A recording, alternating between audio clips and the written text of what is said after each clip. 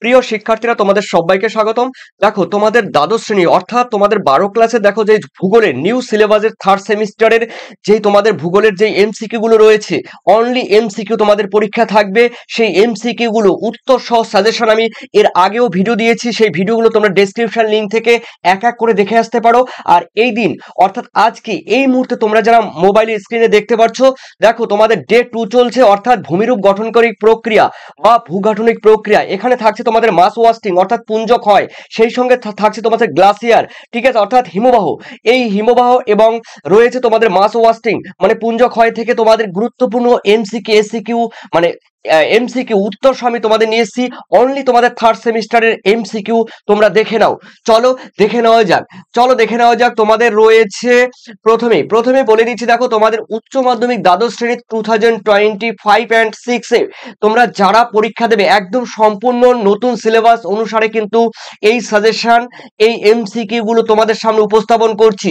সম্পূর্ণ নতুন সিলেবাস অনুসারে উত্তর সহ সাজেশন রয়েছে তোমাদের। দেখো ইউনিট 2 এর মধ্যে রয়েছে ভূমিরূপ গঠনকারী প্রক্রিয়া বা ভূগাঠনিক প্রক্রিয়া এমসিকিউ উত্তর, আর পুঞ্জ ক্ষয় অন্যদিকে রয়েছে হিমবাহ। এই ডে 2 চলছে, এর আগে কিন্তু আরো 3টি ভিডিও দিয়েছি, সেগুলো তোমরা ডেসক্রিপশন লিংক থেকে দেখে এসো। চলো রয়েছে পার্ট 1 এর মধ্যে প্রথমে রয়েছে দেখে নাও, রয়েছে প্রাকৃতিক ভূগোলের মৌলিক বিষয়সমূহ। অর্থাৎ এখান থেকে থাকছে প্রথম কোশ্চেন, দেখে নাও আজকে প্রথম কোশ্চেনের মধ্যে রয়েছে দেখো স্লাম্পের প্রভাবে ভূভাগের আকৃতি অনেকটা কিসের মতো হয়, অনেকটা কিন্তু চামচের মতো হয়, অর্থাৎ C is the correct answer. Okay, তো দেখো স্লাম্পের প্রভাব, এই স্লাম্প কাকে বলে অবশ্যই সেটা তোমাদের জানতে হবে। তো চলো দেখে নেওয়া যাক। এই জন্য তোমরা টেক্সট বুক একবার অ্যাটলিস্ট তোমরা ভালো করে পড়বে, ঠিক আছে। চলো দেখে নাও যে সেকেন্ড কোশ্চেন, পাহাড়ের দেখো খাড়া ঢাল বরাবর অসংবদ্ধ রেগুলিত ও শিলা সমূহ ক্রমান্বয়ে পরপর কতগুলি ধাপে নেমে আসতে তখন তাকে কি বলে? দেখো তখন তাকে বলে বহু আবর্তনীয় স্লাম্প, অর্থাৎ বলা হয় B is the correct answer. চলো এরপরে দেখে নেওয়া যাক তোমাদের থার্ড নাম্বার কোয়েশ্চেন রয়েছে পর্বতের খাড়া ঢাল অনুসরণ করে দেখো আবহাওয়া বিকারগ্রস্ত পদার্থ রেগুলিত শিলাখণ্ড প্রভৃতি হঠাৎ কোনো প্রকার মাধ্যম ছাড়াই নিচের দিকে নেমে আসলে তখন তাকে কি বলে? তখন তাকে বলা হয় কিন্তু প্রপাত, অর্থাৎ এ ইজ দ্য কারেক্ট আনসার। চলো এরপরে দেখে নিচ্ছি তোমাদের 4 নম্বরের কোশ্চেনের মধ্যে রয়েছে কানাডার ব্রিটিশ কলম্বিয়ায় যে ধরনের ধস দেখা যায় সেই ধসের নাম কিন্তু টপল, অর্থাৎ D is the correct answer topple. এরপরে রয়েছে দেখো তোমাদের পাঁচে বলা হয়েছে কোন মসৃণ তল বরাবর বড় বড় শিলাখণ্ড আদি শিলা থেকে মানে বড় বড় শিলাখণ্ড আদি শিলা থেকে বিচ্ছিন্ন হয়ে বিনা বাধায় যখন নিচের দিকে পতিত হয় বা গমন করে বা নেমে আসে তখন তাকে কি বলে? তখন তাকে বলা হয় ব্লক গ্লাইডিং, অর্থাৎ C is the correct answer block gliding. এরপরে চলো তোমাদের রয়েছে ছয়ে বলা হয়েছে গ্লাইড শব্দের অর্থ কি? অর্থাৎ গ্লাইড শব্দের অর্থ হড়কে পড়া, ঠিক আছে, হড়কে পড়া, অর্থাৎ C is the correct answer. এরপরে রয়েছে দেখো তোমাদের সাথে বলা হয়েছে মৃত্তিকার কোন প্রকার মাধ্যম ছাড়াই সরাসরি উলম্বভাবে নিচের দিকে পড়লে তাকে কি বলে? দেখো তাকে বলা হয় কিন্তু মৃত্তিকা প্রবাহ, ঠিক আছে, অর্থাৎ B is the correct answer. এরপরে চলো দেখে নিচ্ছি তোমাদের 8 নম্বরে দেখো পুঞ্জ সঞ্চালনের ফলে ঢালের উপরিভাগ থেকে আসা অসংবদ্ধ পদার্থ সমূহ সঞ্চয়কে কি বলা হয়? কলুভিয়েশন, অর্থাৎ C is the correct answer colluviation. এরপরে রয়েছে দেখো তোমাদের পরের কোশ্চেন আমি দেখে নিচ্ছি, রয়েছে তোমাদের 9 বলা হয়েছে পার্বত্য অঞ্চলে দেখো এই পার্বত্য অঞ্চলে অবন্ধর দেখো সম্প্রপাত যে নামে পরিচিত তা হলো কি? তা হলো কিন্তু হিমানী সম্প্রপাত, ঠিক আছে।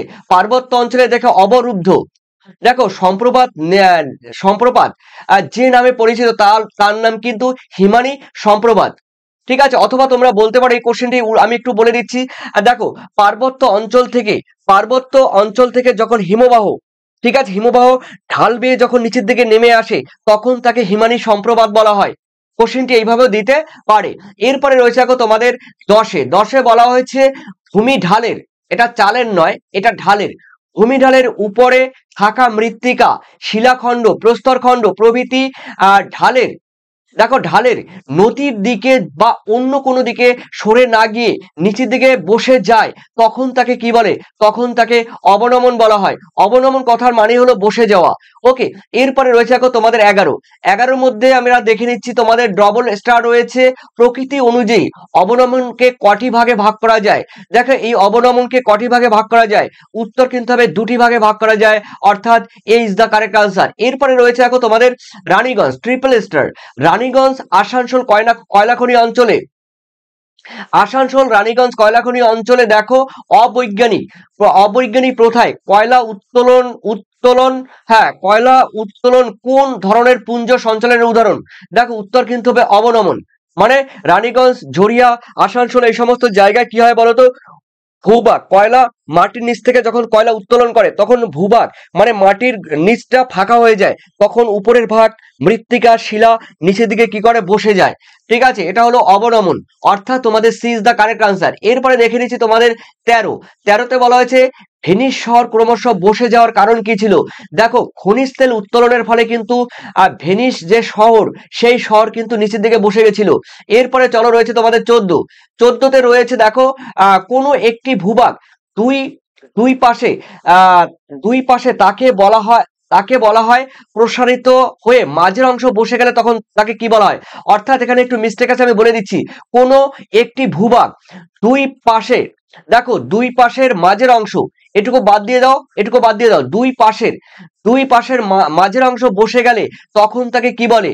তখন তাকে বলা হয় কিন্তু স্যাংকং, অর্থাৎ B is the correct answer, স্যাংকং। এরপরে রয়েছে দেখো তোমাদের 15, দেখো ভার্নেস পুঞ্জ সঞ্চালনের শ্রেণী বিভাজনটি পরিমার্জন করেন কত সালে? দেখো উত্তর কিন্তু হবে 1978 সালে, অর্থাৎ এ ইজ দ্য কারেক্ট আনসার। এরপরে রয়েছে দেখো ভার্নেস কর্তৃক শ্রেণী বিভাগ অনুযায়ী অবস্কর প্রবাহ দেখা যায় দেখো কোন অঞ্চলে? আর্দ্র জলবায়ু অঞ্চলে, অর্থাৎ এ ইজ দ্য কারেক্ট আনসার। এরপরে দেখে নিচ্ছি তোমাদের 17তে বলা হচ্ছে চোরলে স্ক্রুম ও সাডেন লিখিত বইটির নাম কি? অর্থাৎ জিওমরফোলজি, বইটির নাম হলো জিওমরফোলজি, ভূমিরূপ বিদ্যা, অর্থাৎ D is the correct answer. এটি কিন্তু 1984 সালে প্রকাশিত হয়। চলো দেখে নিচ্ছি তোমাদের 18, নিম্নলিখিত কোনটি, এটি কিন্তু বানান ভুল আছে, কোনটি 9টা ফর্সি হয়ে গেছে, দেখো এটি হবে কোনটি, অর্থাৎ নিম্নলিখিত কোনটি পার্শ্বীয় সঞ্চালনের অন্তর্গত? উত্তর কিন্তু হবে দেখো ব্লক গ্লাইড, অর্থাৎ D is the correct answer, block glide. চলো এরপরে দেখে নিচ্ছি তোমাদের 19 বলা হয়েছে কর্দম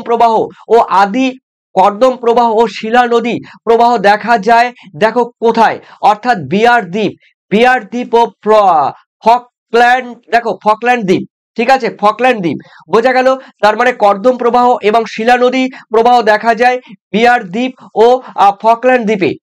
ওকে, তার মানে B is the correct answer. এরপরে রয়েছে তোমাদের 20তে বলা হয়েছে ভূমির ঢালের উপরে অনেকগুলি ক্ষুদ্র মঞ্চ বা ছোট ছোট ধাপের সৃষ্টি হলে তাকে কি বলে? তাকে বলা হয় কিন্তু টেরাক্যাটস। ঠিক আছে, তাকে বলা হয় টেরাক্যাটস, অর্থাৎ অনেকটা এরকম হবে, দেখো অনেকটা এরকম হবে। ঠিক আছে, তো সেটাকে বলা হয় টেরাক্যাটস। ওকে, এরপরে চলো রয়েছে তোমাদের 21 বলা হয়েছে আগ্নেয়গিরিজাত ধুলো, ছাই, বৃষ্টি বা বরফ গলা জলে মিশে যে কর্দম প্রবাহ সৃষ্টি হয় তখন তাকে কি বলে? ট্রিপল স্টার, খুবই গুরুত্বপূর্ণ। তখন তাকে বলা হয় কিন্তু লাহার। ঠিক আছে, এই লাহার প্রবাহের ফলে কিন্তু পাকিস্তানের একটি শহর কিন্তু ধ্বংস হয়ে গেছিল। ওকে, পাকিস্তানের একটি শহর অনেক ক্ষতি হয়েছিল, একটি শহর কিন্তু ধ্বংস হয়ে গেছিল, এই মুহূর্তে আমার নামটি মনে পড়ছে না। এরপরে চলো রয়েছে তোমাদের 22 বলা হয়েছে আবহাওয়া বিকারজাত পদার্থগুলি পাতের ন্যায় অভিকর্ষের টানে নিচের দিকে নেমে এসে খণ্ড বিখণ্ড হয়ে গড়ে ওঠাকে কি বলে? উত্তর কিন্তু হবে শিলা, দেখো বলা হয় শিলা ট্যালাস। ঠিক আছে, অর্থাৎ তোমাদের A is the correct answer. ওকে, চলো এরপর দেখে নিচ্ছি তোমাদের রয়েছে 23 বলা হয়েছে, দেখো আমি বলে দিচ্ছি 23 বলা হয়েছে হিমবাহ অধ্যুষিত অঞ্চলে অনেকগুলি লয়কর বা লোভ একে অন্যের উপর অবস্থান করলে যে ভূমিরূপ সৃষ্টি হয় তাকে বলা হয় সলিফ্লাকশন। তাকে বলা হয় কি? সলিফ্লাকশন, দেখো মঞ্চ, অর্থাৎ B is the correct answer. এরপরে রয়েছে দেখো তোমাদের হিমবাহের কার্য। এই হিমবাহের কার্য এবং গঠিত ভূমিরূপ রয়েছে দেখো, প্রথম কোশ্চেন রয়েছে 25-এ, দেখো পৃথিবীর বৃহত্তম সুপেয় বা মিষ্টি জলের সঞ্চয় হলো কি? দেখো উত্তর কিন্তু হবে অবশ্যই হিমবাহ। হিমবাহের দ্বারা কিন্তু এটি হয়ে থাকে। এরপরে রয়েছে দেখো তোমাদের 26-এ বলা হয়েছে পৃথিবীর পৃষ্ঠে কত বর্গ কিলোমিটার স্থান জুড়ে হিমবাহের অবস্থান রয়েছে? দেখো 10% রয়েছে। কোথায় 10%? এই যে 10% অঞ্চল জুড়ে রয়েছে। আর 150 মিলিয়ন অর্থাৎ 150 লক্ষ মিলিয়ন বর্গ কিলোমিটার এলাকা জুড়ে কিন্তু অবস্থান করেছে। ঠিক আছে, তার মানে অপশন কিন্তু D is the correct answer. এরপরে রয়েছে তোমাদের 27-এ বিশ্বের মোট হিমবাহের কত শতাংশ আন্টার্কটিকা মহাদেশে অবস্থিত? দেখো 91%, দেখো প্রায় 91%। ওকে, এরপরে রয়েছে দেখো তোমাদের 91%। এরপরে রয়েছে দেখো তোমাদের ফরাসি শব্দ। ফরাসি শব্দ গ্লেসি। এই গ্লেসি কথার অর্থ কি? দেখো এই গ্লেসি কথার অর্থ কিন্তু বরফ, অর্থাৎ তোমাদের B is the correct answer, বরফ। গ্লেসি কথার মানে হলো বরফ, আর গ্লাসিয়ার কথার মানে কিন্তু হিমবাহ। ওকে, এরপরে রয়েছে দেখো তোমাদের 29-এ ভূভাগে অভিকর্ষজের টানে চলমান বরফের বিশাল স্তূপকে কি বলা হয়? উত্তর কিন্তু হবে হিমবাহ বলা হয়, অর্থাৎ B is the correct answer. এরপরে চলো রয়েছে তোমাদের 30-এ চাপ বৃদ্ধির ফলে বরফের গলন এবং পুনরায় চাপ হ্রাস জনিত কারণে জমাটবদ্ধকরণকে কি বলা হয়? দেখো উত্তর, এটা কিন্তু খুবই গুরুত্বপূর্ণ একটি কোশ্চেন। উত্তর কিন্তু হয় পুনর্শীলী ভবন, অর্থাৎ C is the correct answer, পুনর্শীলী ভবন। ওকে, তারপরে চলো আমরা দেখে নিচ্ছি তোমাদের 31-এ বলা হয়েছে কোন হিমবাহটি ভারতে অবস্থিত? দেখো এটি কিন্তু রয়েছে, আমরা জানি সিয়াচেন হিমবাহ কারাকরম পর্বতের অবস্থিত। কোন হিমবাহ ভারতে অবস্থিত? তার মানে সিয়াচেন হিমবাহ। উত্তর কিন্তু ভুল আছে, সিয়াচেন হিমবাহ। ঠিক আছে, অর্থাৎ তোমাদের B is the correct answer. ঠিক আছে, এটি কিন্তু কারাকোরাম পর্বতে অবস্থিত। এরপরে চলো রয়েছে তোমাদের 32-এ একটি সাধারণ হিমবাহের দৈনিক বা বার্ষিক গড় গতিবেগ কত? উত্তর কিন্তু দেখো একটি সাধারণ, এখানে সাধারণ বলা হয়েছে জেনারেল মানে সাধারণত হিমবাহের দৈনিক বা বার্ষিক গড় গতিবেগ কত? আমরা দেখে নিচ্ছি, উত্তর কিন্তু হবে 25 সেন্টিমিটার, দৈনিক কিন্তু 25 সেন্টিমিটার। ওকে, অর্থাৎ এ ইজ দ্য কারেক্ট আনসার। এরপরে দেখে নিচ্ছি খুবই গুরুত্বপূর্ণ কোয়েশ্চেন, পৃথিবীর সব থেকে দ্রুতগামী হিমবাহ কোনটি? উত্তর কিন্তু হবে গ্রিনল্যান্ডের, দেখো গ্রিনল্যান্ডের জ্যাকবসান। এই জ্যাকবসান প্রত্যেক দিন 46 মিটার করে কিন্তু এগিয়ে যায়। ওকে, অর্থাৎ B is the correct answer. এরপরে রয়েছে দেখো তোমাদের পরের কোশ্চেন আমরা দেখে নিচ্ছি। দেখো পৃথিবীর সবচেয়ে ধীর গতি সম্পন্ন হিমবাহ কোনটি, যেটি প্রত্যেক দিন 3 থেকে 4 মিটার মাত্র এগিয়ে যায়? সেটি কিন্তু রয়েছে, দেখো আমি বলে দিচ্ছি, আন্টার্কটিকার মেসার্ভ, অর্থাৎ এ ইজ দ্য কারেক্ট আনসার, আন্টার্কটিকার মেসার্ভ। এরপরে রয়েছে দেখো পরের কোশ্চেন রয়েছে, দেখো তোমাদের রয়েছে 36, অতি সূক্ষ্ম দানাযুক্ত হালকা ফরাসি শব্দ পেঁচা তুলোর মতো আলগা তুষার কণাকে কি বলা হয়? উত্তর কিন্তু নেভে বলা হয়, নেভে, অর্থাৎ B is the correct answer, névé. এরপরে রয়েছে দেখো তোমাদের 37 নাম্বার, জার্মান শব্দ ফার্ন কথার অর্থ কি? এর ফার্ন কথার অর্থ কিন্তু অফ লাস্ট ইয়ার, মানে বছরের শেষে। ঠিক আছে, অর্থাৎ তোমাদের হবে D is the correct answer.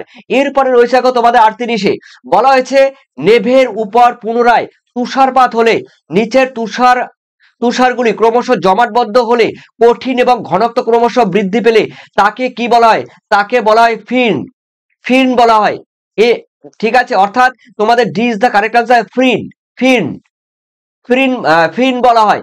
এরপরে রয়েছে দেখো তোমাদের হিমবাহের সম্মুখ ভাগের আকৃতি অনেকটা জিভের মতো আকৃতি ধারণ করে, তখন তাকে কি বলা হয়? তখন তাকে স্নাউট বলা হয়, অর্থাৎ B is the correct answer. এরপরে চলো রয়েছে তোমাদের 40-এ বলা হয়েছে কোন উপযুগে, অর্থাৎ 26 লক্ষ বছর আগে কোন উপযুগে পৃথিবীর প্রায় 1/3 মানে 3 ভাগের 1 ভাগ বরফ দ্বারা বা মহাদেশীয় হিমবাহে কিন্তু ঢাকা ছিল? অর্থাৎ উত্তর কিন্তু হবে তোমাদের গ্লিওস্টোসিন, এই গ্লিওস্টোসিন, অর্থাৎ এ ইজ দ্য কারেক্ট আনসার। চলো এরপরে দেখে নিচ্ছি তোমাদের একটি দেখো তোমরা যেইভাবে এই কোশ্চেনটি নাও নিতে পারো, কিন্তু আমি এই কোশ্চেনটি দেখো তোমাদের সম্পূর্ণ বলে দিচ্ছি। মহাদেশীয় হিমবাহের সঞ্চয়ের পরিমাণ দেখো, মহাদেশীয় হিমবাহ, আন্টার্কটিক হিমবাহ, আইসল্যান্ড হিমবাহ, গ্রিনল্যান্ড হিমবাহ। মহাদেশীয় হিমবাহ আমরা জানি এটা 100% তুমি ধরে নাও, মহাদেশীয় হিমবাহ 100%, আন্টার্কটিক হিমবাহ 85%, আইসল্যান্ড হিমবাহ রয়েছে 4%, আইসল্যান্ড এবং অন্যান্য হিমবাহ 4%, গ্রিনল্যান্ড হিমবাহ 11%। তার মানে উত্তর কিন্তু হবে তোমাদের A is the correct answer, A is the correct answer. এরপরে চলো দেখে নিচ্ছি তোমাদের, হ্যাঁ দেখে নিচ্ছি চলো, রয়েছে তোমাদের পরের কোশ্চেন ট্রিপল স্টার রয়েছে। দেখো, মহাদেশীয় হিমবাহের বরফ মুক্ত পর্বতশৃঙ্গকে কি বলা হয়? উত্তর কিন্তু হবে দেখো নুনাটক্স, অর্থাৎ দেখো চারিদিকে বরফ, তার উপরের দেখো উপরের এই অংশটি, পাহাড়ের এই অংশটি একমাত্র বরফ মুক্ত। তখন এই মহাদেশীয় হিমবাহের পর্বতশৃঙ্গের উপরে যেই বরফ মুক্ত অঞ্চলটি রয়েছে, তখন তাকে কিন্তু নুনাটক্স বলা হয়, অর্থাৎ তোমাদের C is the correct answer. এরপরে দেখে নাও, দেখো পরে কোশ্চেন 43-এর ডবল স্টার, পৃথিবীর বৃহত্তম মহাদেশীয় হিমবাহের নাম কি? উত্তর কিন্তু ল্যাম্বার্ট হিমবাহ, অর্থাৎ এ ইজ দ্য কারেক্ট আনসার। পরে কোশ্চেন দেখে নাও 44-এর কোশ্চেনটি আমরা দেখে নিচ্ছি, পৃথিবীর বৃহত্তম উপত্যকা হিমবাহের নাম কি? দেখো আলাস্কার হুবার্ট, ঠিক আছে, আলাস্কার হুবার্ট, অর্থাৎ D is the correct answer. পরে কোশ্চেন আমরা দেখে নিচ্ছি, পরে কোশ্চেন রয়েছে 45-এর, কোন ধরনের হিমবাহে ক্রেভাসের উপস্থিতি বেশি মাত্রায় লক্ষ্য করা যায়?